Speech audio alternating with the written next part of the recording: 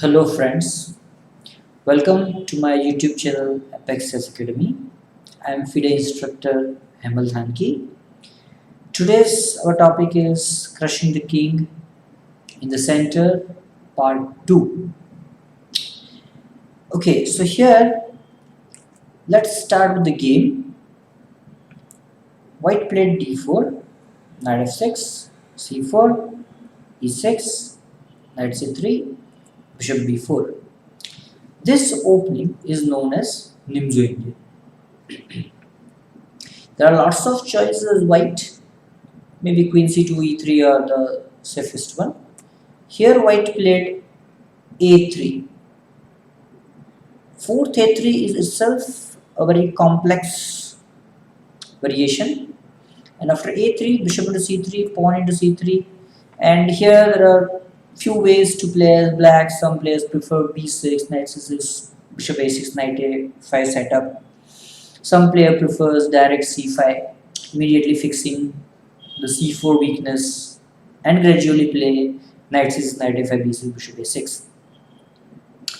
So here black chooses c5, immediately fixing c4 weakness.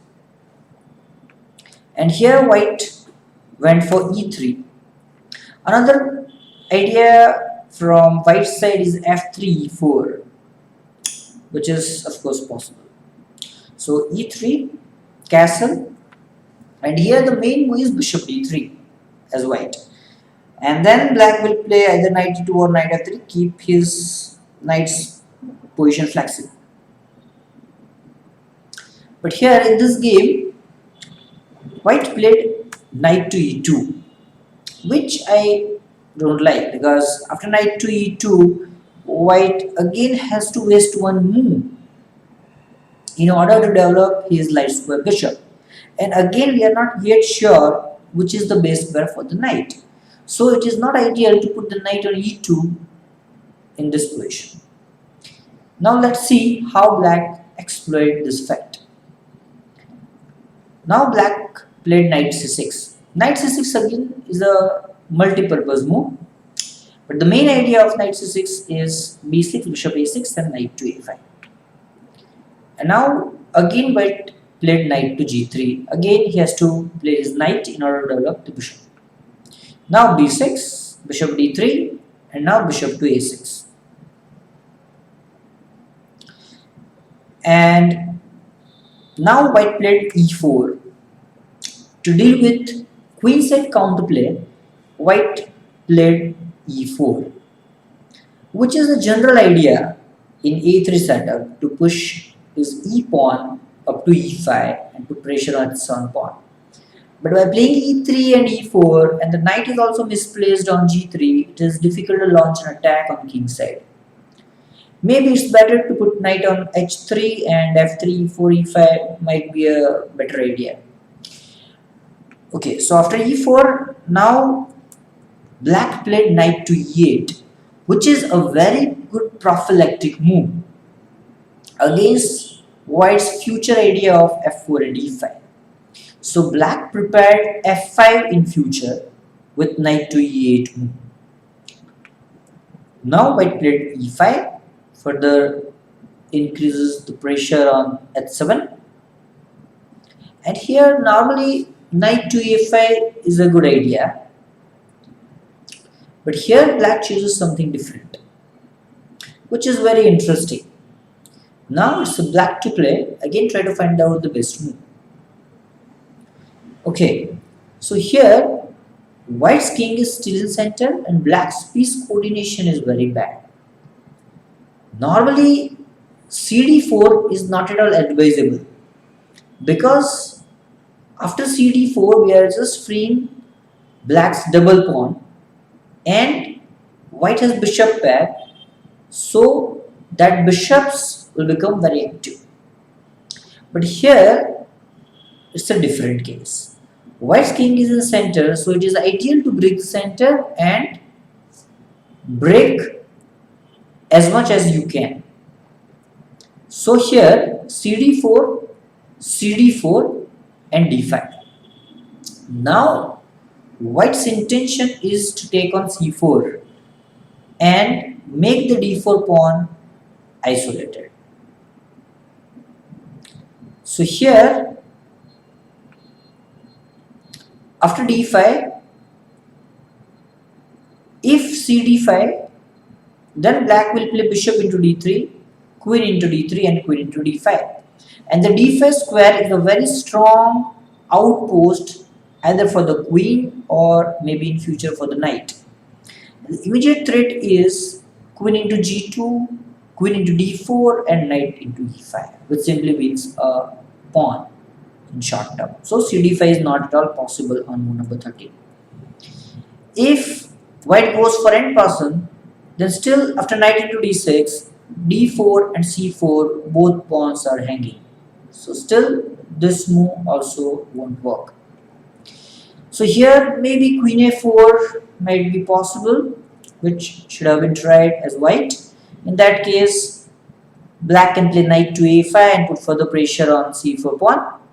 But here white choose a very attacking move, queen to h5. Now again try to pause the video and find out the best move as black. Okay, so again here black played a very good move, f5.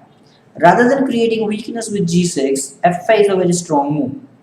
If white goes for end person, then after knight e2 we are attacking the queen and the d4 and c4 both pawns are hanging.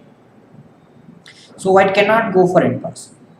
If white won't react, then still d4 or c4 pawn is hanging. So here white has decided to play knight into f5. Does not matter what white is playing, but this position is already losing for white. So here white took on f5. E takes f5 is very natural, and after bishop takes f5, queen into f7 is a threat. But now you see still white's king is in center and all the pieces are spectators except rook and queen. So here again try to pause the video, try to find out the best move as black. Here white played a stunning blow, rook takes f5. So the point behind this move is the d4 pawn is still hanging, and after rook takes f5, queen takes f5, black will achieve knight takes d4 with threat. Now the queen is hanging and still knight c2 is also a threat, bishop into c4 or d into c4 is still a threat. If black goes for queen b1, then bishop into c4, and if black goes for queen d3, then d takes e4. Again queen has to move somewhere. If queen goes for b1, then black can simply play c3, and if white plays queen e4 in order to stop bishop b7. So again try to find out the best move as black, and black chooses a best move, bishop to b7. So what is the threat? So if white don't take on b7, then we'll take on b7. Sorry, we take on g2. And if white goes for queen takes b7, then black can simply deliver a mate after knight c2 followed by queen to d3. So this is a fantastic game by black, a very beautiful idea when white is playing a very slow plan knight d2 and knight g3. Well, white didn't play any bad move actually, but the knight d2 knight g3 idea looks very slow. After that, it's really very bad position for white, and black has exploited this position in a very beautiful way. So this was our second part on crushing the king in the center. Hope you have liked my video. Please subscribe to my channel and click on notification on. Thank you, friends.